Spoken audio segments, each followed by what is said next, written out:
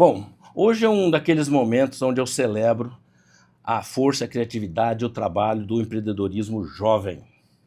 No auge dos meus 55 anos, eu venho perseguindo talentos jovens. E hoje eu estou com um talento jovem, um cara que eu já entrevistei 2 outras vezes. Eu vou entrevistar hoje e você vai vê-lo por mais e mais outros vídeos. Hoje eu estou com o Nicolai. Tudo bom, Nicolai? Tudo bem, Eduardo? Como é que vai? Obrigado. Prazer estar aqui novamente. É um prazer e obrigado pelo teu tempo. O Nicolai tem uma agenda cheia. O Nicolai está à frente do Aquavita, a engarrafadora de água. Morou na China, piloto de helicóptero. De avião também? De avião também, maratonista. Ele faz uma coisa que quando eu vejo eu fico arrepiado, que ele entra dentro de um negócio de gelo, dentro de um negócio térmico. Eu não sei como ele aguenta aquilo, só de ver eu fico com frio, né? Antes da gente conversar, deixa eu perguntar essa curiosidade. Nicolai, como você consegue entrar naquele negócio de gelo? Cara, a banheira de gelo eu acredito que seja o desafio que mais me incomoda no dia. Tá. E é o que eu mais postergo e mais procrastino no meu dia. É um freezer? É um freezer, literalmente. Eu olho pra aquilo ali, eu fico 20 minutos às vezes olhando pra ele antes de entrar. Falando assim, mano, o que eu tô fazendo da minha vida aqui? E aquele freezer, ele tá hoje, eu bati o meu recorde de temperatura, ele tá a 0,5 graus Celsius, eu nunca consegui chegar tão gelado, né, nesse nível. Eu já tinha feito muito no ano passado, fiz muito mesmo. Cheguei a fazer 3 meses de banheira de gelo todos os dias. Todos os dias, sem errar, todos os dias. Inclusive eu comprei, o pessoal fala assim, eu não consigo fazer banheira de gelo porque eu não tenho um freezer. Mentira, porque eu tinha uma banheirinha de... Não era banheiro, eu tinha uma bacia. Piscina inflável, ela era desse tamanho, eu fazia a primeira parte da cintura para baixo, depois eu deitava dentro da banheira para conseguir fazer a parte superior. Então eu fazia meio a meio. Esse negócio de não tenho condição é mentira. Eu paguei R$150 naquela piscininha inflável e pagava, sei lá, R$10 num saquinho de gelo, porque ela era muito pequena, então não precisava de muito gelo para esfriar a temperatura da água. E aí eu fazia, né, dentro daquela piscina inflável. Daí eu percebi que eu ia começar a gastar muito dinheiro com gelo e comprei um freezer. Daí eu congelo ele, deixo ele na tomada ali, uma noite. E aí eu deixo a semana inteira sem nada na tomada, porque ele consegue manter a temperatura. Então você não passe vontade. O Nicolai tá dando aqui as dicas de como você fazer a banheira de gelo. Banheira de gelo, Eu sei que você não perde um momento, você tá doido para entrar numa banheira de gelo como o Nicolai. Você entra no Instagram do Nicolai, você vai ver os stories dele. Então não passe mais vontade, o Nicolai já deu toda a dica. Mas é tudo com propósito, tá? É porque eu tô indo pra Europa agora no final do ano, visitar meus avós, e meu sonho é fazer aquela foto naqueles lagos congelados, sabe? Sei, e eu preciso de um treinamento pra isso. Eu não posso chegar lá e do nada entrar num negócio congelando, né? Vou me matar se eu fizer isso. Puxa vida. Então eu tô treinando, né? Eu vou chegar até o final do ano, meu objetivo é chegar com 10 minutos. Eu quero ficar 10 minutos na banheira de gelo, que aí vai ser o... É sério? E é onde essa região? É na Eslováquia. Na Eslováquia? Porque você é descendente de eslovacos, Isso, né? meus avós são eslovacos. Tá, e você pretende ir pra lá no inverno? Isso, eu vou agora em dezembro, que é o inverno, é o auge do inverno, né? Dezembro e janeiro. Tá. E meus avós, lá na Eslováquia, até contextualizando a banheira de gelo, a crioterapia, eles fazem... Como é que chama? Crioterapia, na verdade, é numa... Eles simulam aquilo que acontece no exterior, né? Que você vai fazer ali num lugar, num ambiente onde a temperatura é muito baixa. A crioterapia não é usando a banheira de gelo, a crioterapia é uma câmara, onde chega numa temperatura muito baixa. Mas ela simula ali o que está acontecendo, por exemplo, se tivesse menos 10 graus Celsius lá fora, entendeu? Ótimo. Então lá na Europa, o que eles fazem? Eles começam entrando nos lagos no verão. E eles não param de entrar no lago até o inverno. Então você vê que a temperatura começa ali 20 graus Celsius e vai baixando, baixando, baixando, até que chega no final do ano tá 0. Só que ele acostumou o corpo dele, entendeu? Aqui no Brasil a gente não tem condição de fazer isso. Impossível. A gente não tem lago Aqui congelado. a gente faz o contrário, né? A gente faz o contrário, exatamente, cada vez mais quente. É que não é a história do sapinho. Exato, aqui a gente não tem essa condição, então eu criei a minha condição. Eu comprei um freezer e eu faço minha banheira de gelo todo dia. Agora, essa semana, eu tô em 1 minuto. Semana que vem eu vou aumentar para 2 minutos, 3 minutos, 4 minutos, até eu chegar nos 10 minutos. E eu chegar lá na Europa e eu estar com condições plenas para conseguir entrar na banheira de gelo de uma forma... Mas lá é o lago de gelo, É um lago de gelo, é verdade. Então aí eles fazem um recorte no gelo? Eles cortam e você entra. É lindo, as fotos não que é perigoso, não? Assim, você entrar por baixo e não sair mais? Não pode entrar de baixo. Mas você Isso entra... é perigoso. Tá. Você entra só até o pescoço, né? Você não mergulha. E você fica apoiado ali e tal. Não tem correnteza, então não tem esse perigo. Assistência. Tem pessoas ali com você, sempre tem. Puxa. A banheira de gelo também recomendo que você não faça sozinho, tá? Eu faço sozinho, mas é porque eu já tenho experiência, então eu não tenho problema com isso. Mas eu recomendo sempre ter alguém ali fazendo uma supervisão, se você tiver algum problema, você poder ter um auxílio de uma pessoa. E os benefícios disso, você já mencionou num dos teus posts, né? O benefício de entrar na banheira de gelo são inúmeros, né? A gente começa com fisiológicos, emocionais e mentais, né? O fisiológico, ele trabalha com... ele é um anti-inflamatório natural, porque ele começa a fazer um processo, um trabalho de irrigação do sangue em todo o corpo. Porque ele precisa baixar a temperatura, ou aumentar a temperatura do seu corpo para você não ter hipotermia. De uma forma abrupta. É muito rápido. Então o coração ele acelera a frequência cardíaca, a sua respiração aumenta. Então tudo ele começa a entrar em estado de emergência, né? Naquele estado de emergência ele começa a irrigar o corpo de sangue. Então aquele lugar que está inflamado, ele vai ter um aumento da circulação de sangue. É lógico, se você estiver lesionado a um nível extremo, isso não vai fazer diferença. Pode amenizar as dores, mas não vai resolver a sua vida. Agora, se você está com um problema ali de uma inflamação pequena, algo não muito absurdo, você já vai conseguir amenizar e talvez até solucionar esse problema. Então esse é o fisiológico, né? Esse é o fisiológico. Mental, ele ajuda muito porque você tem o trabalho de luta ou fuga. Quando você entra, onde você entra num momento que você fala assim, o seu cérebro fala para você, estamos com um problema, você está numa temperatura baixa, você precisa fugir desse lugar, foge, sai. Aí você começa a trabalhar contra isso. E há um estímulo, né, cerebral. Existe o estímulo de realmente fuga, de realmente sair. Então você fica nesse trabalho de fuga, de luta ou fuga, e isso eu trago para a empresa, entendeu?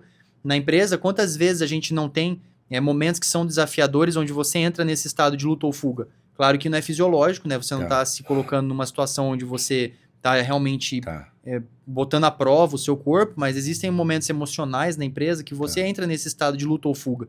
Então isso aumenta um pouco a minha performance emocional e mental também. Mas agora o propósito é 100% da Europa. Porque eu quero entrar nos lagos então congelados. Você falou que são fisiológico, mental e emocional também, emocional, né? Você trabalha a respiração. Porque o cara, se tiver algum problema, em função de ele entrar no gelo, ele esquece todos os problemas, né? Não, ali no gelo eu nem penso em problema. 1 minuto é como se fosse uma vida. Então ali tem muita gente que eu conheço, né, Paulinho, que precisa ser colocado dentro da banheira de gelo, né? Você botar a pessoa dentro da banheira de gelo... E não tirar mais também, né? Deixa congelar. Deixa um tempo lá, igual X-Men. Então, essa é uma das práticas que você faz, né? Da coisa. Então, me fala um pouquinho da Eslováquia. Eu conheço bastante geografia, mas eu estou um pouco perdido onde fica... No centro da Europa. Ela fica embaixo da República Tcheca, em cima da Hungria, ao lado direito da Áustria e ao lado esquerdo bem ali. Da Ucrânia, se eu não me engano ali. É a Ucrânia. Então, ele tem muitas montanhas, então. É uma região montanhosa, mas não é tão absurda. Então, um pouquinho para cima da Áustria. Fica lá do direito da Áustria. Legal. Ela tá literalmente no centro da Europa. Que, geograficamente falando, é o centro da Europa. É o ponto central da Europa. E você vai para lá no final do ano? Isso. Aí eu passo ali um mês mais ou menos com meus avós que moram lá.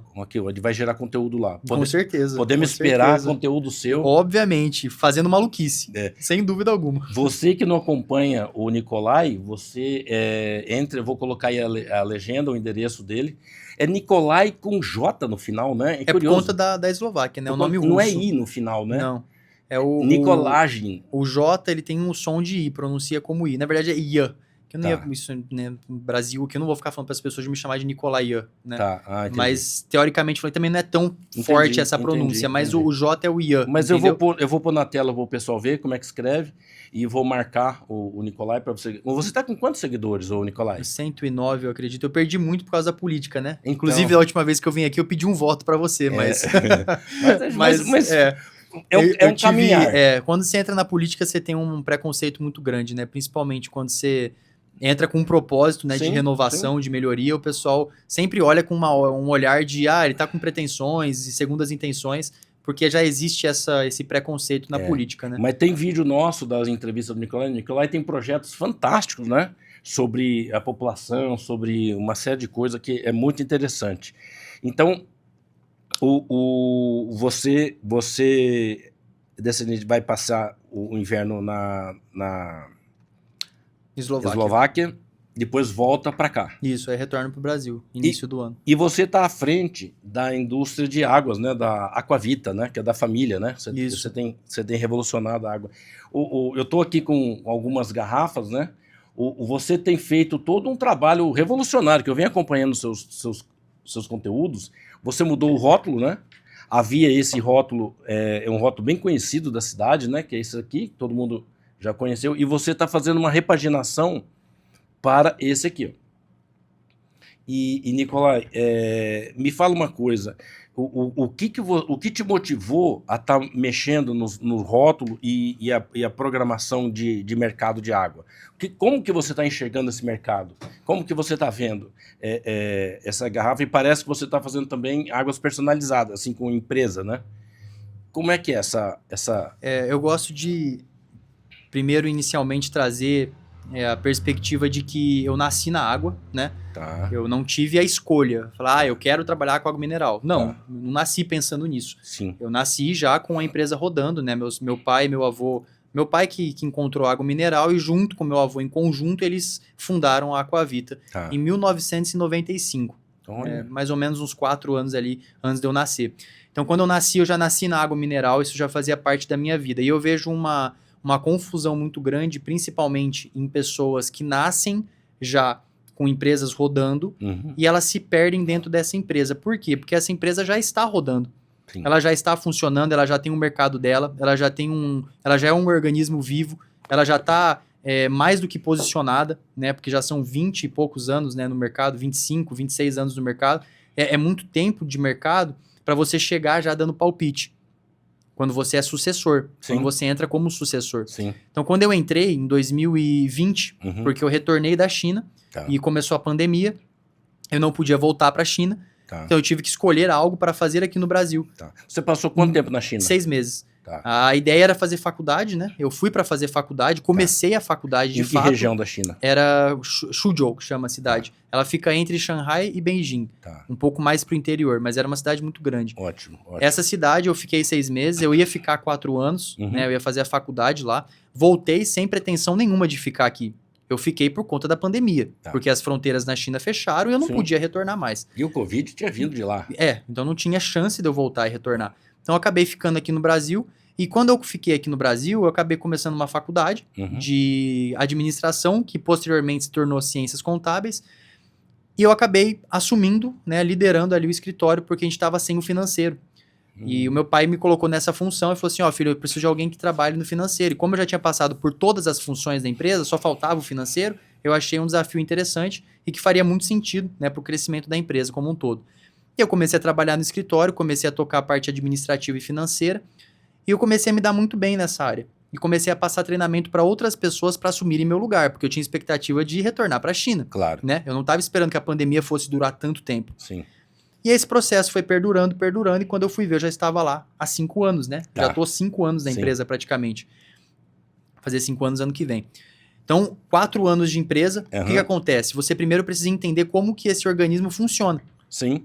Primeiro você tem que entender isso. Como é que é o mercado?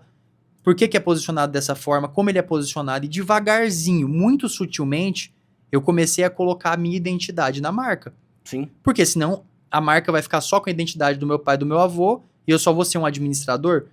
Isso não fazia sentido para mim, nunca fez sentido para mim. Você observou o negócio como um todo. Exato, eu observei como ele funciona e como que eu poderia contribuir para ele. Então, devagarzinho, eu fui colocando algumas partes de mim dentro da empresa. A empresa, ela é como se fosse um filho nosso. E ela tem que ter a identidade na gente, não é a gente que precisa ter identidade nela. Tá. Porque se você fizer parte da empresa como identidade, se você quebrar, você quebra como pessoa, né? Isso nunca pode acontecer. O empresário ele tem que ser o pai desse negócio e esse negócio tem que ser independente eventualmente. Que eu acho que é o maior sonho de qualquer empresário, né? Você conseguir transformar isso num organismo vivo, ele vai passar pela infância, pela adolescência e vai ser um adulto. Quando ele for um adulto, ele se toca. Você não precisa estar lá. Sim. Só que é um processo de criação, né? Então, eu acredito que todo empresário está nesse processo e, eventualmente, deseja chegar nesse lugar onde não precisa estar lá para o negócio rodar. Ótimo. Tá? Então, quando eu comecei a trabalhar, quando eu comecei a estruturar, eu comecei a enxergar essas coisas. E aí, o que aconteceu? Eu contribuí junto com meu pai, porque meu pai que teve a ideia da garrafa, né? O meu pai ele teve a ideia de fazer uma garrafa lisa. Quando meu pai deu a ideia de fazer a garrafa lisa, eu pensei, putz, é uma oportunidade perfeita para eu trazer um rótulo novo. Porque talvez na garrafa antiga eu não pudesse fazer um rótulo novo, porque quem estaria dando a ideia era eu. Então eu falei assim, pera, deixa eu esperar eles começarem a mudar alguma coisa para eu trazer a minha mudança junto. O que eu fiz? Esse beija-flor, eu fiz 55 beija-flores diferentes. Puxa vida. E aí eu cheguei na conclusão que esse era o melhor.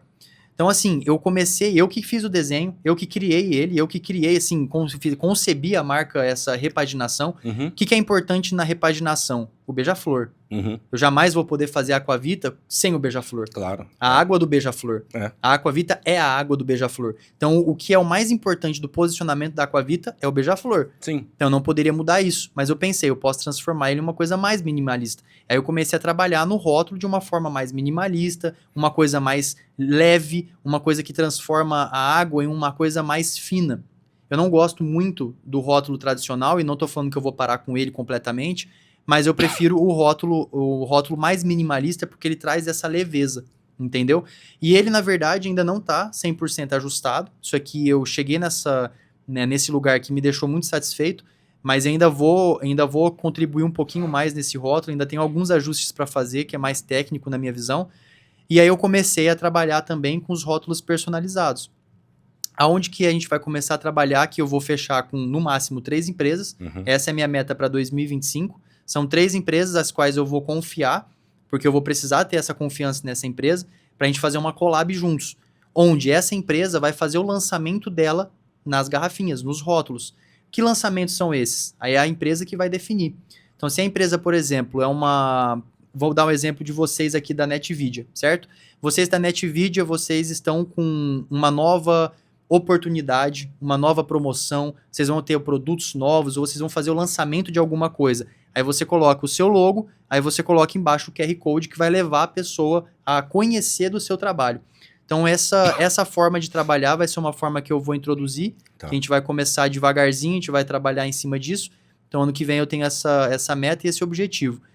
Mas o processo, né, na minha visão, foi muito isso. Entender primeiro como o negócio funciona como um todo e depois a gente começa a trazer um pouquinho da sua identidade para ele.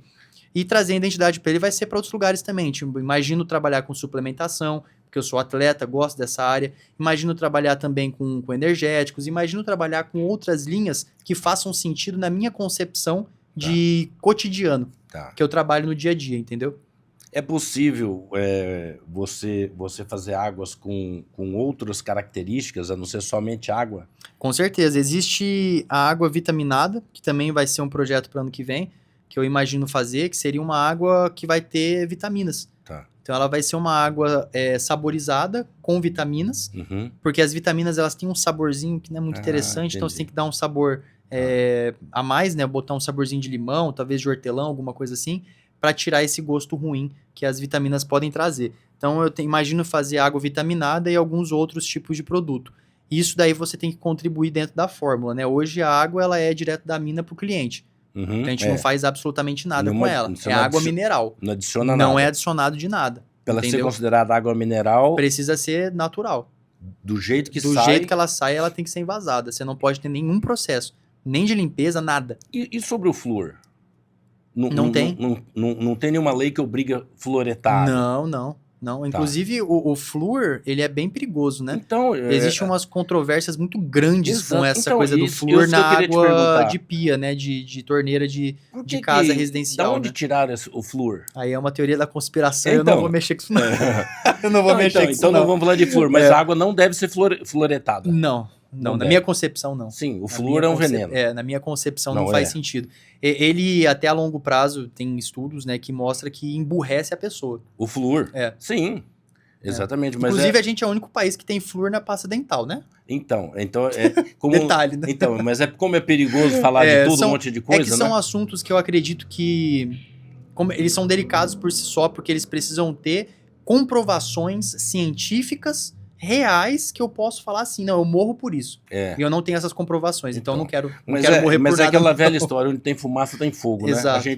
As mesmas crenças suas as minhas, eu também estou procurando pasta de dente sem flúor, estou procurando fugir do flúor, né? Apesar que eu acho que é tarde demais, mas o flúor maléfico, né? Existe as de carvão ativado, tem uns negócios aí diferentes, né, de pasta de dente. Tá. Até se você pegar o carvão mesmo, sabia que se você estiver no meio do mato, Não, você pegar as cinzas, você pode passar a pasta de dente a escova de dente nas cinzas e escovar o dente, Olha só. Elas já fazem esse serviço. Tá. E em relação à água, ao mercado de água, eu estava estudando sobre grandes marcas de água, né? O mundo só cresce vendendo água engarrafada, né? Então esse mercado, ele promete ser trilionário, né? Ele está cada vez maior, né? Então, assim, e uma das coisas que eu estou percebendo, e eu estou vendo que você está muito atento a isso, é sobre a sofisticação da embalagem, né? Porque as pessoas estão cada vez mais buscando... acabou aquele filtro, acabou, assim... a gente que vai muito para o exterior, principalmente para os Estados Unidos, as pessoas compram muita água. O mercado americano de água engarrafada, ele é gigantesco, né? O Brasil, comparado com os Estados Unidos, ele é pequeno, mas vem crescendo, né?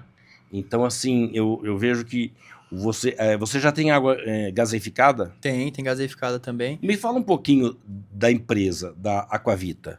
Ela fica próxima a Araçatuba? Ela fica entre Araçatuba e Guararapes, ainda no município de Araçatuba. Ela está bem na divisa, né, de Araçatuba e Guararapes. Fica na beira da Marechal Rondon. Então é uma localização muito boa ali para você ir com o caminhão, né, para fazer para carregar, descarregar tudo mais. O acesso é muito fácil. E o mais importante é que ela é no meio de uma floresta, né? Então ela está no meio da natureza, é uma mina no meio da natureza. Então isso é muito importante também, né? Você não comprar a sua água mineral achando que você está comprando de um lugar que, poxa, é um lugar de ambiente saudável, um ambiente com natureza, que vai trazer essa leveza para a água mineral mesmo. Tem muito lugar que é poço, e o poço é furado no meio da cidade. Tem lugares que, entendeu? Que a qualidade não é tão boa por conta disso. Então, na minha visão, na minha concepção, eu tenho uma importância muito grande em cima disso, trazer essa importância, né, para as pessoas entenderem que a empresa, o local que ela está estabelecido, por ser uma coisa que a água mineral ela absorve os nutrientes do solo, né, é muito importante você saber também onde está localizada essa empresa. Sim. Para saber se ela não está absorvendo coisas que são maléficas para a saúde, de alguma forma. Sim. Então, e qual é a medida das garrafas que você tem hoje? Você tem esse tamanho? É que ainda não comecei, mas eu tenho também as garrafas de 250 ml. Que seriam as garrafinhas mais compactas mesmo. Essas garrafinhas elas vão ser mais voltadas para restaurantes, bares. A maior de 1,5 litro? 1,5 litro tem também. Tem também? Tem de 500, 1,5 litro, copinho de 200 ml. Tem de 5 litros, galãozinho. Tem de 10 litros também e de 20 litros também. Como é que é? O Nicolai, me esclarece uma dúvida. Como é que é essa indústria da água? O que vende mais? Vende para quem? Quem são os grandes clientes? Hoje o que mais vende é galão de 20 litros. O que mais vende é galão de 20 litros? O carro-chefe é galão de 20 litros. O galão de 20 litros de água é o carro-chefe, é o que é mais consumido em residência, em mercados, e é o que mais as pessoas têm essa demanda, entendeu? O galão de 20 litros, por que ele é mais consumido? Porque compensa, né? No preço. Você paga ali num distribuidor 10, 12 reais num galão de 20 litros de água, né? E aí, então ele fica muito barato no final do mês. O que você vai consumir? 2 galões por mês? Talvez 3 galões por mês? Não vai consumir mais do que isso, dependendo do tamanho da casa. Dependendo do consumo, né? Eu, como sou atleta, eu consumo um pouco mais, mas uma população média brasileira não vai consumir tanta água assim. Então, mas o foco da empresa são garrafas, né? Na verdade, a gente trabalha com galão, né? O que é o carro-chefe ainda é o galão, mas eu gostaria de transicionar para as garrafas, né? Garrafas e futuramente, aí, posteriormente, umas embalagens diferentes aí que a gente está estudando a possibilidade de fazer o investimento. E a venda dos galões ou de garrafas é na cidade? Você atinge clientes mais longe? São até 200 quilômetros de raio que a gente tem. Até 200 quilômetros? Até 200, porque assim, o galão de 20 litros ele começa a ficar caro se você for muito longe por conta do transporte. O frete. O frete, né? Aí você acaba encarecendo muito o produto, acaba que o combustível fica mais caro do que o próprio produto, aí já não compensa mais. Diferente das garrafinhas. A garrafinha, se ela tiver o valor agregado em cima, né? Se ela tiver o motivo para o cliente querer pegar a garrafinha da Aquavita, aí você não tem mais esse problema, você pode precificar em cima. E aí também tem a questão de você pegar um frete maior, que é uma carreta de gradado aí de fardinho de água já compensa no transporte. Não compensaria se fosse um caminhãozinho 3/4, por exemplo, pequeno. Um caminhão menor já não daria conta na questão do preço, entendeu? Então, deixa eu ver se eu entendi. A partir do ano que vem, você vai abrir para 3 empresas fazerem com a marca delas com vocês, é isso? Isso, é. Tá, A minha, que são a collabs, minha, a né? minha base, né? Eu não trabalho com meta, eu trabalho com base. Tá. Por que eu estabeleci 3? Porque primeiro eu vou ter que fazer um estudo muito profundo, né? Qualquer marca que vai poder fazer isso. Porque eu não vou fazer propaganda de uma marca que não segue os mesmos princípios e valores que eu. Ótimo. E depois o cara vai lá, bota uma marca, né, que tem uma origem duvidosa ou alguma coisa do tipo, ou alguma polêmica se envolve alguma coisa, ou o próprio empresário não defende os mesmos princípios que os meus, aí já não faz mais sentido para mim. Então, eu tô abrindo uma base de 3 empresas, mas se eu encontrar mais, eu também vou me permitir fazer. Mas a base são 3 empresas. O contrato mínimo é anual, né, vai ser de 1 ano. Tem uma quantidade estabelecida de rótulos mínimo que pode fazer.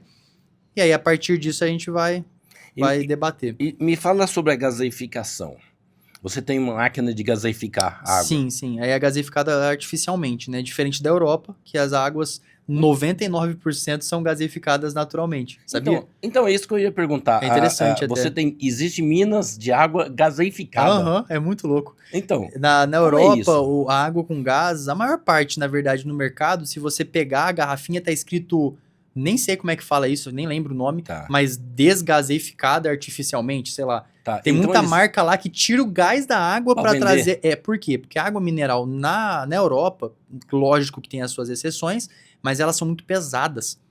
Você toma uma garrafinha de água mineral na Europa, cara, é o equivalente de sentimento a 2, 3 nossas aqui, da Aquavita. Será que é o cálcio, alguma coisa do Eu não sei qual que é a propriedade exata que eles têm diferente, mas eu acredito que seja um acúmulo maior de minerais, né?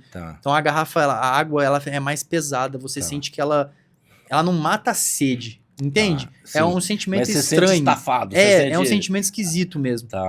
E a água é gaseificada, sabe? Naturalmente. Eu não gosto muito do gás, né? Eu não gosto muito de água com gás, assim, não sei. Não pra ficar tomando diariamente, né? E lá eles tomam diariamente água com gás. É que, na real, na Europa você pode tomar água da torneira, né? Maior parte dos países, né? Então. A água, ela é uma água... Falando em água, né? Já que o assunto é água, lá, aqui a gente não pode tomar por causa da tubulação suja. Você tá maluco? Tomar água, cloro, né? A gente tem cloro pra caramba na água, na água de torneira, né? Porque eu morei nos Estados Unidos, é muito comum você tomar água da torneira. Muito. Comum. Todo mundo põe um copo embaixo da torneira, abre ela. Primeiro que eu morei em Massachusetts, lá é fresquinho, né? A água sai geladinha. Geladinha. Você não... E a real é que essa coisa de beber o líquido, não é nem água, mas o líquido gelado, é uma cultura muito brasileira. Ah, é? Muito brasileira. Você vai, por exemplo, pra China, né? Na China os caras tomam água quente. Cerveja a temperatura ambiente. A cerveja eles nem colocam na geladeira. Não, eu vi na China água quente. Água quente também, água quente fervendo mesmo. Eu lembro que eu fui uma vez no bebedouro, e aí eu fui lá, enchi a garrafinha de água, ela começou a meio que derreter, não derreter, mas ela começou meio que... Ela amoleceu. Aí eu fiquei olhando e falei, mas por que amoleceu? Eu fui pegar, tava quente pra caramba. Eu falei, essa água aqui é fervendo. Água de bebedouro. De bebedouro. Eu falei assim, cara, isso é muito maluco. Então eles têm essa cultura, né, de beber água mais quente. Os produtos líquidos, eles não são resfriados igual aqui no Brasil. Tomar água gelada, tomar cerveja gelada. Quente aqui, seja calor. Eu não sei qual que é exatamente a cultura, mas na China, inclusive no verão, né, que eu cheguei lá, tava verão, é a mesma coisa. Eles não é só por conta do frio, não. É porque eu escutei falar que o líquido muito gelado, próximo a 0 graus, você acaba anestesiando as suas papilas gustativas. E você perde também o sabor, né? Você perde o sabor. Que não pode tomar coisa muito gelada que você perde... Por que a cerveja aqui no Brasil, desculpa falar, mas por que a cerveja aqui no Brasil é trincando? Porque é uma porcaria. Cerveja aqui não é cerveja, né? Você vai, por exemplo, traz um europeu pra tomar cerveja nossa brasileira e pergunta se é água. É muito aguada a nossa cerveja. É por isso que bota a cerveja trincando, porque aí você disfarça o gosto. É a mesma coisa do café, que eles torram Não, aqui tem cada coisa que... Aí se a gente começa a falar sobre cultural, né? A gente tem muita coisa que... Então, você tem um gaseificador. Gaseifica a água lá. Isso. É o quê? Uma máquina? É um gás? É uma máquina mesmo. Uma máquina que faz o processo... Eu não vou te falar que eu sei como é que funciona. Tá, mas gaseifica a água. A água entra de um jeito e sai gaseificada do outro. Exatamente. Ela tem um processo que ela faz... Esse é o meu químico que vai saber responder melhor. Nem vou me arriscar. Mas comparado com a água normal, qual vende mais? A gaseificada ou a normal? Sem gás, com certeza. A sem gás? Com certeza. Nem todo mundo toma água. Tem gente que fala que faz até mal. É pouco. Não faz mal. Isso não é faz, mito. Né? É mito, né? É mito. Eles falam que ela é um pouco mais ácida, né? Na questão de acidez, mas Eu já vi muito estudo, já li muito sobre isso. Tá. Eu acredito que seja um mito. É aquela coisa, ovo faz mal? Então. Em 2005 o ovo fazia mal, era cancerígeno. 2010 não é mais mal. Aí 2015 volta a ser mal. 2020 para de ser mal. 2024 O ovo era um veneno. Então assim, eu vejo que a questão, sincero, tá, Eduardo? Eu acho que a questão básica do ser humano é se hidratar, Sim. se alimentar bem com alimentos naturais e que são da terra e que vêm realmente sem um processo de industrialização muito grande, que você fazendo isso você vai ser saudável, entendeu? Come salada, come colorido, come carne, proteína, come arroz, come feijão, come bem, né? Come bem, sabe como é comer bem. Você não precisa de nutricionista para comer bem. É só você literalmente fazer o básico muito bem feito. Se hidrate, tome água, que você vai viver até, sei lá, até os seus 100 anos tranquilamente. Minha visão. Minha visão. Pratique atividade física, né? Calma. Gente, Nicolai. Quantos anos você tem, Nicolai? 24. Nicolai tem essa bagagem. Morou na China. Nicolai, tu é piloto? Sou. De que aeronave? Eu sou de avião e de helicóptero, né? Você voa? Voo. Gente, o Nicolai, com essa idade... Eu tenho 25, eu falei 24, não sei por que eu falei 24. A idade... Eu confundi. Quando você fizer 50, você vai ver que vai... Juro por Deus que eu falei 24, fiquei pensando, mas pera lá. Você vai ver quando você fizer 50. Eu tô com 55, eu falo 50. Meu Deus do céu. Você 25, vai começar... Ter 25, Então esse menino, que é um menino, pra mim é um menino, que eu tô com 55. Eu tô com 30 na tua frente. Pilota avião, pilota helicóptero. Empilhadeira, caminhão, ônibus, carreta... Tudo que você imaginar que exista de motor, eu gosto, eu entendo. Morou na China. Tu se enrolou na China, foi pra cidade errada. Porque eu cheguei na China, pra mim eu tava indo pra Guangzhou. Mas você sabe como é que pronuncia, né? É a mesma coisa. Guangzhou. É Guangzhou. Guangzhou. E os caras falavam, não existe. Eu falei, não é possível. E eu falava aí, depois de... Então depois a gente pode gravar um outro vídeo só sobre peripécias no estrangeiro. É muito louco isso aí. A língua ela é como se fosse uma barreira. Né? Se você não souber, existe uma barreira invisível que você tá lascado. Eu fui para Guangzhou, para mim é Guangzhou até hoje. Aí eles falaram, não, Guangzhou é Guangzhou. Eu falei, é Guangzhou pra vocês, pra mim é Guangzhou. e eu perguntei pra umas 30 pessoas, falei, Glaucio, não é possível. Mas você passou a mesma coisa, né? Você foi pra uma cidade... É que eu queria ir pra Suzhou com X e eu acabei indo pra Suzhou com S. Uma era X, Suzhou, e a outra era Suzhou. E eu falei Suzhou pelo jeito, né? Porque eu comprei a passagem pra Suzhou, fui pra Suzhou e cheguei em Suzhou e não tinha faculdade. Bateu um desespero. Eu falei, mano, isso aqui é um golpe. Não existe faculdade. Porque você comprou um pacote. Não comprei pacote nenhum. Tá. Eu só paguei a mensalidade de uma faculdade. Só. E foi pra lá. Eu nem sabia se ela existia, essa faculdade. Eu não tinha ninguém lá, eu não conhecia nada, eu não sabia de absolutamente nada de China. Podia ser um grandioso golpe que eu chegasse e não existisse faculdade, entendeu? E aí você tomou o avião e foi. Fui embora, E aí chegou tinha 19 anos. E aí você chegou lá... Muito louco, velho. Você chegou lá e tomou um outro voo ou um ônibus? Não, aí foi assim, né? Eu fiz uma conexão em Amsterdã. Amsterdã, eu fui pra uma cidade na China, agora já nem lembro mais. Já pra Mainland? Você foi pra Mainland ou você foi pra Hong Kong? Eu acho que eu passei por Dubai e depois eu fui pra China. Tá. Se eu não me engano, eu lembro que foram umas 35 horas que eu fiquei viajando. Tá. Fiquei muito tempo pra chegar lá. Aí quando eu cheguei em Shanghai. Então seu voo desceu direto na China. E aí quando eu cheguei em Shanghai, aí eu peguei um táxi pra ir até a estação de trem. Tá. Aí do trem eu fui até a minha cidade que eu precisava ir. Tá. Que eventualmente eu fui pra uma e depois fui pra outra. Inclusive, então o erro essas histórias meu pai nem sabe. Porque meu pai era contra eu ir pra China. E aí eu ficava pensando, se eu contar pro meu pai que eu tô passando por isso, ele vai mandar eu voltar na hora. Eu falei, mano, eu não vou falar. Não, agora hoje tem problema não, hoje tem problema não. Mas é que na época eu lembro que eu ficava morrendo de medo de falar as coisas que tava dando errado lá. Tá. Eu falava só que tava dando certo. Tá dando certo, tá tudo bem, tá tudo errado. Então você quando entrou no táxi, que você falou errado. Não, eu fui pra estação de trem, na estação de trem tinha que comprar o ticket. Aí quando eu fui comprar o ticket, eu comprei o ticket errado. Só que a minha sorte é que era Suzhou, era muito perto de Shanghai. Dava 1h30, eu acho que 1 hora de Shanghai. Ficava na periferia. De trem. Aí eu acabei indo pra essa cidade, e quando eu cheguei lá, E eu procurando a faculdade, o pessoal falava, não, essa faculdade não existe. Eu falei, mas como assim não existe, gente? Aí eu falava tal, até que uma hora eu peguei na internet, lá não tem Wi-Fi, é muito difícil de encontrar Wi-Fi, você sabe. Tem que ter o chip, tem que ter não sei VPN. o quê, aí tem que ter VPN, porque eu não sei usar os aplicativos deles, pô, acabei de chegar na China, né? E eu buscando ali pra entender o que tá acontecendo, até que eu consegui descobrir que eu tinha que ir pra outra cidade, aí eu desenrolei, deu certo. Cheguei lá, não tinha dormitório pra mim, aí me botaram pra dormir com o africano. Fiquei uma semana dormindo com um africano, dividindo cama. Assim, é uns negócios que... Mas você já falava inglês, pelo menos? Falava, inglês eu falava. Tá, mas o duro é que eles não falam. Eles não falam inglês, Mas aí eu tinha fluência, louco. eu sempre fui fluente em inglês, então assim, pelo menos a minha comunicação com eles eu conseguia desenrolar, porque eu falava inglês muito bem. Tá. Então eu conseguia entender o que eles estavam querendo dizer. Eu fui apostando nisso, porque eu também falo. Eu fui apostando nisso e falei, não é possível, a gente vai se virar. Porque na Europa você se vira em qualquer lugar. Lógico. No mundo inteiro você se vira em inglês. Sabe um exemplo bom pra mim? Vem pro Brasil e fala inglês. Tá lascado, não vai falar. Não vai falar. A China é igual. A China e Brasil, nesse quesito, é igual. Não se fala inglês no Brasil. Vai tentar falar inglês com o garçom, vai no táxi pedir alguma coisa em inglês. Meu amigo, você vai se lascar de cabo a rabo aqui no Brasil. Aqui você consegue algumas recepcionistas de hotéis bons, algumas que falam. São Paulo. Araçatuba esquece. Esquece. Eu quero ver você falar inglês aqui na Satuba. Meu amigo, você vai se lascar, de verdade. De verdade mesmo. Agora você vai pra China, é a mesma coisa, mesmo nível, né?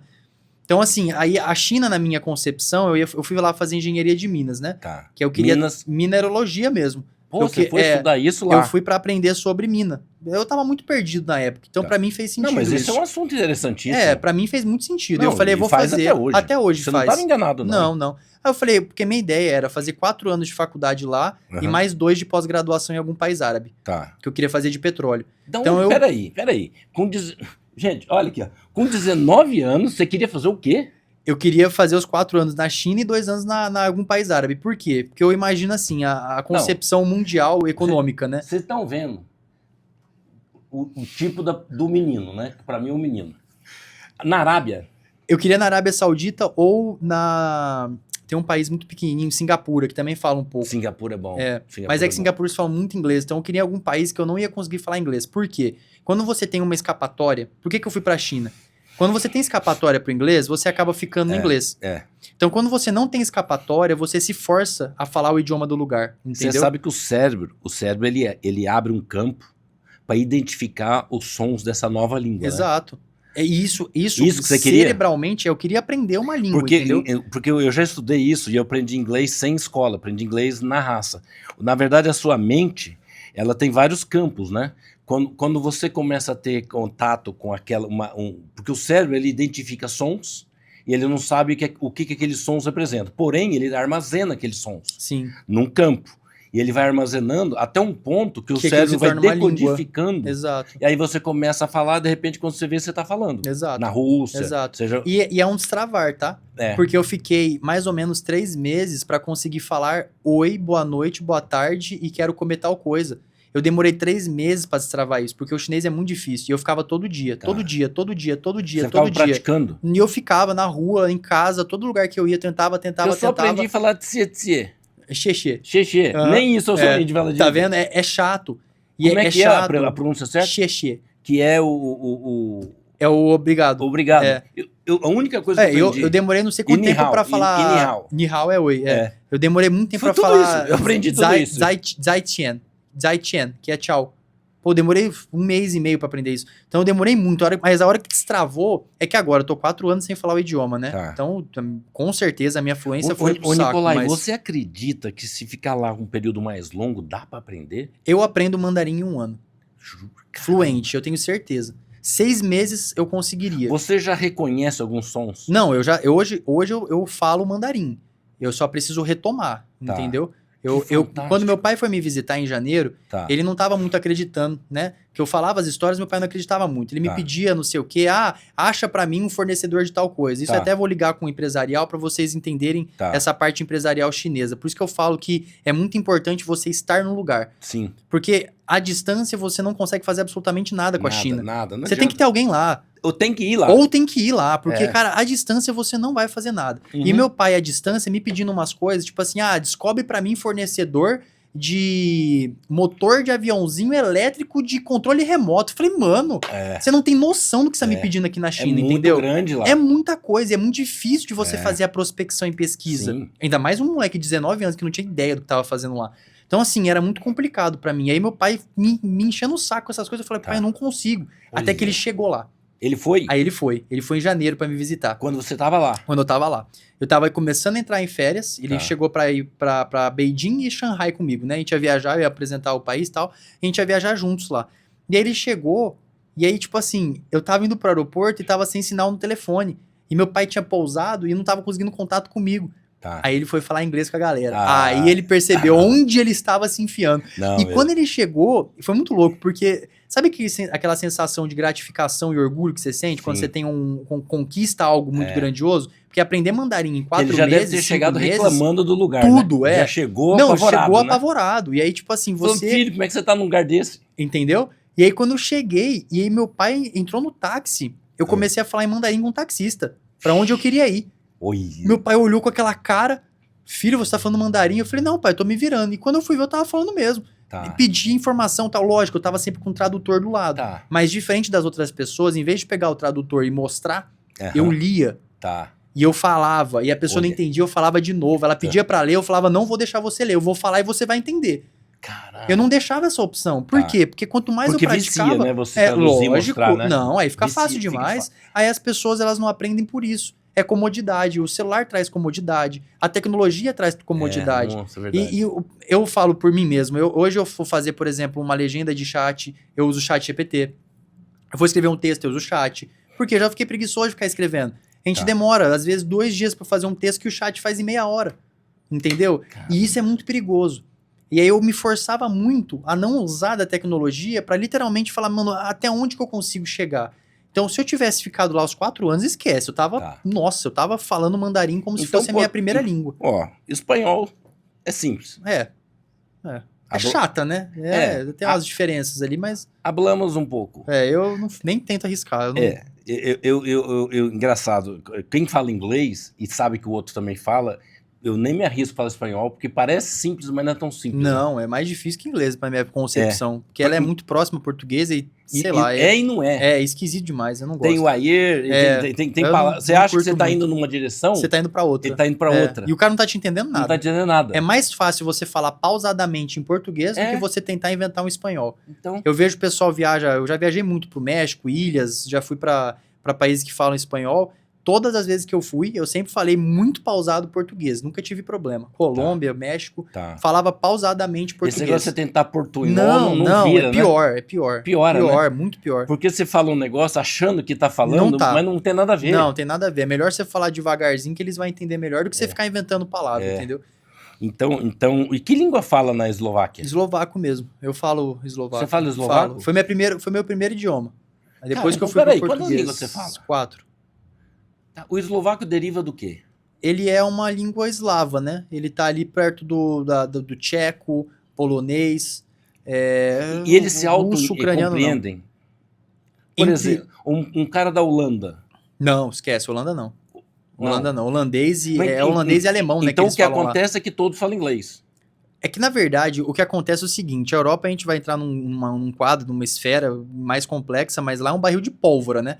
É literalmente um país que não concorda com o outro, tudo fazendo fronteira num conglomerado gigantesco, né? Tipo, é um monte de paizinho ali e tal, eu não gosto desse... A Eslováquia não gosta da Hungria, a Hungria não gosta de não sei quem, República Tcheca tem bica com...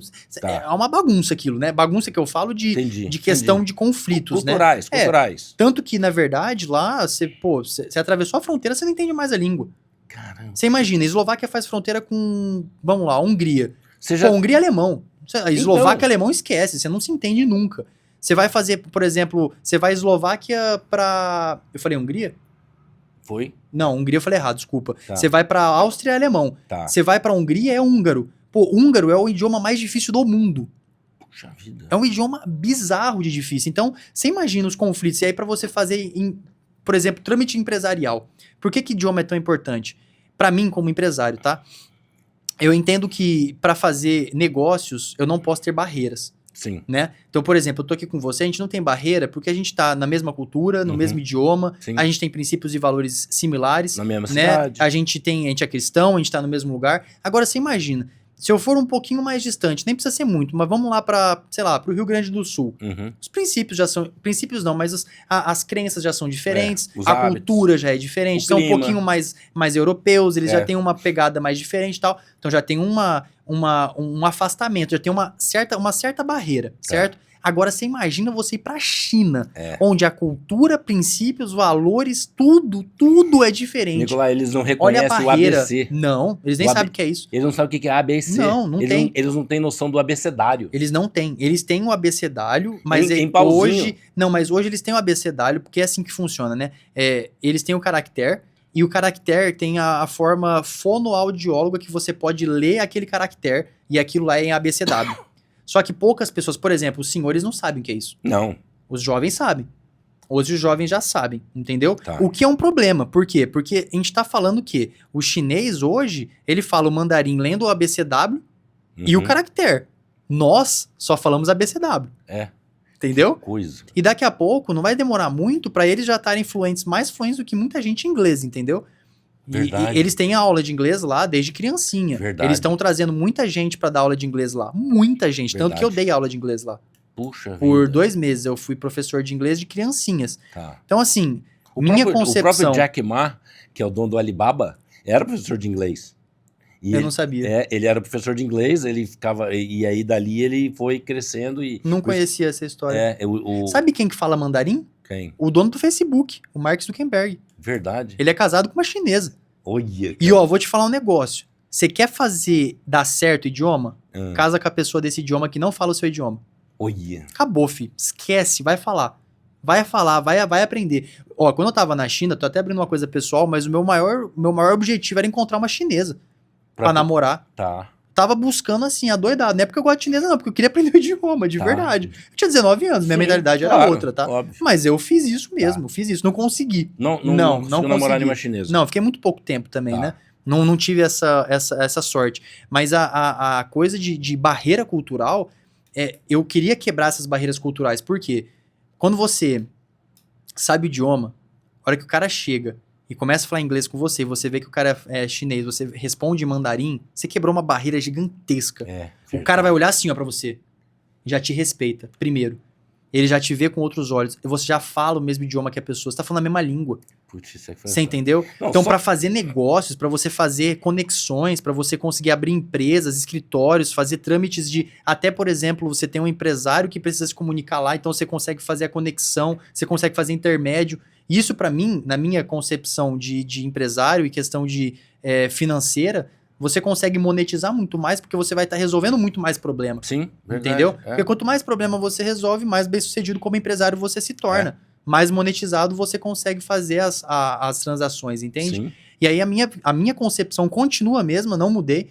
Eu só adicionei uma concepção nova, que é inclusive uma tendência do mercado que eu acredito que eventualmente no futuro vai ser muito importante também, e já é importante hoje, as pessoas não sabem, mas é o mandarim, o árabe e o swahili. O swahili é uma língua africana, que eles falam em países como a África do Sul, eles falam um pouquinho de swahili, Tanzânia, eles falam swahili, tem mais alguns 3 ou 4 países que eles falam swahili e tem uma economia girando muito poderosa lá. Tem. Muito forte. Exatamente. Então, e também mais uma barreira. Que é o próximo, o próxima conquista dos chineses é a África, né? Eles estão conquistando praticamente tudo, né? Eles Então, estão conquistando praticamente tudo. O chinês... Então, assim, teus planos estão focados nisso, né? É que assim, eu sou uma pessoa... sabe água? Eu gosto de água por quê? Porque você bota na garrafa, ela tá cilíndrica. Mas se eu jogo ela num quadrado, ela fica quadrada. Se eu jogar ela no chão, ela vai esparramar. Ela pode bater até furar uma pedra. Sim. Entende? Ela tem uma maleabilidade e uma forma muito legal. Eu tava, até um mês atrás, como político. Eu comi e bebia política. Certo, né? Não sei se certo. você lembra, mas foi Sim, um mês claro. que eu fiquei intenso na política, como se nada mais existisse na minha vida. Sim. E na minha concepção, quando eu entrei na política, vou ganhar como vereador, vou entrar como deputado e já vou partir pra não sei o quê. Não consegui. Não ganhei como vereador. Já entendi como um sinal que vamos para a empresa, vamos resolver problema de empresa. Se caso no futuro venha um problema de novo e me fala assim, Nicolai, eu quero que você entre na política, eu entro de novo. Eu tenho essa vontade. Eu gosto de política, eu gosto de conversar com pessoas, trabalhar com gente, mas eu entendo como uma forma de maleabilidade. Eu sei que você aprendeu, você se identificou muito com o Pablo Marçal, né? O que você destacaria que você aprendeu e o que você citaria como grandes referências? É que assim, eu não tenho referências de outras pessoas. Eu não trabalho dessa forma. O Pablo Marçal, eu gosto muito da mentalidade que ele carrega. Ele fala bastante sobre mentalidade, concordo em todos os quesitos praticamente de mentalidade que ele defende. Faz muito sentido para mim. Mas particularmente, eu existo a minha forma autêntica de ser. Por quê? Eu tenho muito medo de consumir conteúdo dos outros e começar a absorver aquilo que eles estão passando e eu começar a fazer igual. Entende? Você quer ter a própria identidade. Exato. É muito perigoso esse negócio de consumir muito conteúdo. Eu gosto de produzir conteúdo. Então, como é que eu produzo conteúdo? Com experiência. Se eu não tiver experiência, eu não tenho conteúdo. Conteúdo você não produz estudando, você produz vivendo. Entendeu? Então, quando eu entro pra política, produzi conteúdo. Quando eu fui pra China, produzi conteúdo. Quando eu fui pra ultramaratona, produzi conteúdo. Quando eu fui pro triatlon, produzi conteúdo. É toda hora produzindo conteúdos novos, diferentes, e que me abram a expansão de visão. Porque toda vez que eu entro em alguma oportunidade nova de crescimento, tanto físico, emocional, empresarial, eu tô abrindo a minha expansão de visão. Eu nunca na minha vida imaginaria fazer uma empresa de suplementação se eu não tivesse entrado pro esporte. Porque eu não ia nem entender como é que funciona o mundo do esporte. Agora eu entendo como funciona, agora eu sei como ele é e eu sei quais são as lacunas que precisam ser preenchidas nesse mundo do esporte. Entende? Você pratica o triatlon? Triatlon, ultramaratona, ultramaratona aquática, eu faço luta, então tenho... Para fazer um triatlon, são 3... Natação, bicicleta e corrida. Eu só parei com o triatlon por um único motivo. Eu defendo os 5 pilares masculinos físicos, que é a corrida, natação, luta, tiro e musculação. Isso são 5 pilares? 5 pilares físicos masculinos. Eu imagino que num confronto real, guerra explode, pandemia acontece uma emergência natural, acontece uma emergência de, sei lá, natureza, alguma coisa acontece que necessita da sua capacidade física, certo? Eu posso correr, eu sei até quanto eu posso correr, até a distância que eu vou chegar, em quanto tempo eu vou chegar nessa distância. Então eu posso, por exemplo, eu sei, Nicolai, que eu chego em São Paulo correndo em 1 semana. Isso você fez esse cálculo? Eu sei disso. Eu conheço meu corpo ao ponto D, entendeu? 500 quilômetros eu chego com saúde em São Paulo. 500 quilômetros eu chego sem saúde em 3 dias. Mas eu chego. Você fez esse cálculo? Eu sei disso. É consciência corporal. Então entendeu? Você fez o quanto você corre por hora? Eu sei quantos que eu consigo aguentar, eu sei qual distância que eu consigo chegar. Então eu sei essas coisas. Por exemplo, natação. Se explode tudo, eu preciso nadar. Eu sei que 10 quilômetros eu nado. Olha 10 quilômetros eu nado. Eu chego onde eu preciso chegar. E eu sei que emergencial, você pode duplicar isso aí. Porque quando você tá na emergência, você ativa o seu senso de sobrevivência. Fim do mundo. Não é nem o fim do mundo, mas é imaginando que pode acontecer muita coisa. Eu nunca tinha pensado sobre esse aspecto. Rio Grande do Sul aconteceu agora um desastre natural. Sim. A gente não tá longe disso, entende? Uma enchente, uma inundação, se você não souber nadar, você tá lascado. Então vamos lá, os 5 pilares, quais são? Fala de novo que eu não Natação, musculação, tiro, luta e corrida. Ó, confronto real. Se você precisar fazer armado ou desarmado, você tem que estar pronto como homem. Se você precisa correr, você tem que estar pronto pra correr. E eu não tô falando que você precisa correr 500 km, não. Tô falando que você precisa saber correr. Pelo menos uns 10, 15 km, que é pra sua vida ali que tá em jogo, entendeu? Se você precisar fazer um levantamento de peso, levantar algo pesado, uma emergência, levantar tirar um peso debaixo de alguma coisa. Total. Você tem que ter disponibilidade de força pra isso. Então essa é a minha visão masculina, entendeu? Tipo, é o que eu vivo, que eu bato e que eu trabalho todo santo dia no meu dia a dia. Eu não tô falando que eu sou o melhor lutador, não tô falando que eu sou o melhor corredor, nem o maior fisiculturista, nada. Tô falando só que eu sei mexer nessas 5 áreas, entendeu? Não vou... Por exemplo, se tem uma luta, confronto real, eu não tô falando que eu vou ganhar do melhor lutador do mundo, mas eu vou dar trabalho. Entendi. Entendeu? Pelo menos dar trabalho. Uma chance de sobrevivência eu tenho. Eu sei me defender, eu aguento porrada, eu consigo devolver a porrada no mesmo nível. Às vezes um pouco menos, dependendo do nível da pessoa, mas eu tô ali pra dar trabalho. Engraçado que você desenvolve as habilidades humanas, né? É primitivo. Então. E empresário é primitivo também. A gente tem essa habilidade primitiva de empresários, né? De trabalhar o empresário interno nosso. Todo mundo é empresário. Se quiser ser. Eu fiz uma pesquisa uma vez sobre as características dos animais, né? Tem muitos animais que têm características sensoriais que nós não temos, né? Como visão, audição, faro e tal. E o homem, ele não tem tantas características como os animais têm, né? Mas ele tem a reflexão, ele pensa, né? Então, o homem ele consegue superar, dominar os animais em função da inteligência, né? Então, tem todo um mundo animal que o faro de um cachorro, ele é 20 vezes maior que o nosso, né? Então, mas a gente tem a inteligência e domina o cachorro, né? Então, assim, tem várias coisas. Mas que domina mesmo? Eu acho que não. No final, os cachorros que dominam a gente. Os bichinhos é tão fofinho, velho. Que eu faço o que ele quiser. Eu vi você fez uma postagem que eu vi recentemente. Quantos cachorros você tem na empresa? Tenho 15, 16, não sei. E eles ficam tudo na porta, Eles ficam tudo doido lá. Isso é muito engraçado. Eles ficam tudo doido. A gente adotou alguns, outros deixaram lá, outros é do caseiro. Aí junta aquela bagunça lá, é um monte de cachorro. Então eles que dominam, né? Eles que dominam. No final, eles que dominam. Bom, eu tô aqui conversando com o Nicolai. Nicolai, a gente tem que... Eu falo isso várias vezes, né? Mas nós temos bastante coisa para conversar. Eu quero continuar falando com você nos próximos episódios, né? Vamos chamar assim de episódio, sobre mercado de água. Eu quero, na próxima vez, que a gente possa falar sobre o mercado de água mundial, sobre marcas, né? Marcas reconhecidas, sobre movimentações de negócio, né? Que o mercado de água é um mercado que eu venho estudando muito. Ele vem crescendo bastante, né? Esse hábito de beber água e embalado dessa forma. É que assim, vem crescendo bastante. Minha visão, tá? Para uma conversa próxima e a gente conseguir fechar esse quadro legal, que eu pretendo trazer essa solução na próxima, é que a água ela pode ser uma portadora de solução não só de hidratação. Entendeu? Eu vejo hoje a água como um commodity que está sendo tratado só como commodity. Tá. E ele poderia ser uma ferramenta de transformação na vida das pessoas. Seja ele de marketing, seja ele de... Bom, aí... Não. Aí fica o mistério aí que eu vou... O que eu sei do seu projeto, a gente podia conversar desse projeto no próximo vídeo. Isso. E eu espero, tenho expectativas positivas para estar com ele pelo menos alinhado e pronto para poder divulgar e começar a falar sobre ele já. Então, se você gostou, está gostando do conteúdo, você precisa curtir e compartilhar. Hoje a gente pode, por enquanto, né, compartilhar com 5 pessoas, né? Daqui um pouco vai ser só com uma, talvez no futuro nenhuma. Sério? A gente está reduzindo, né? O compartilhamento, ele era infinito antigamente. Eu não sabia que estão reduzindo. Tá reduzindo? Caramba. Não tá reduzindo?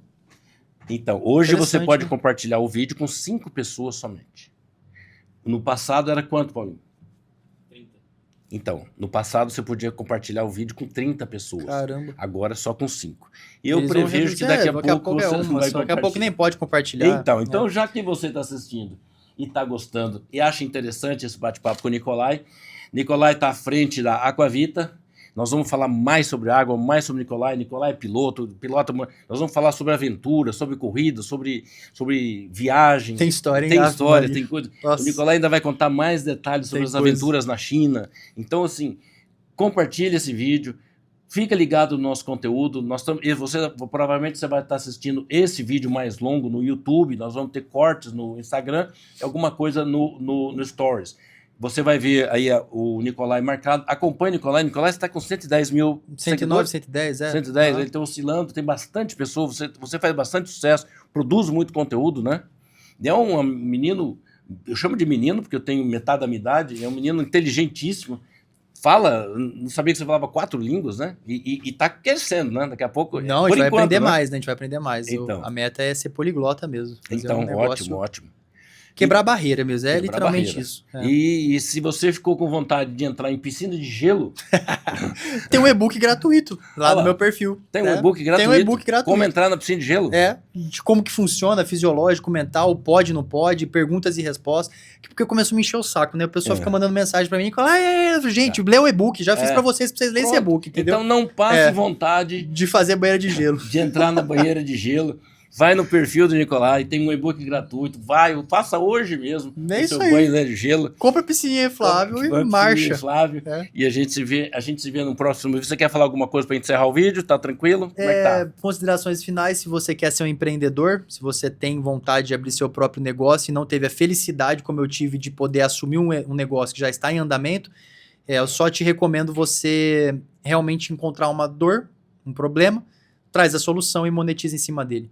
É simples assim. Todas as pessoas que passaram nesse processo de empreendedorismo precisaram fazer isso. Eles encontraram uma dor deles ou de outra pessoa e monetizaram em cima da solução. Ótimo. E a gente se vê no próximo vídeo. Até mais. Tchau, tchau. Vamos embora.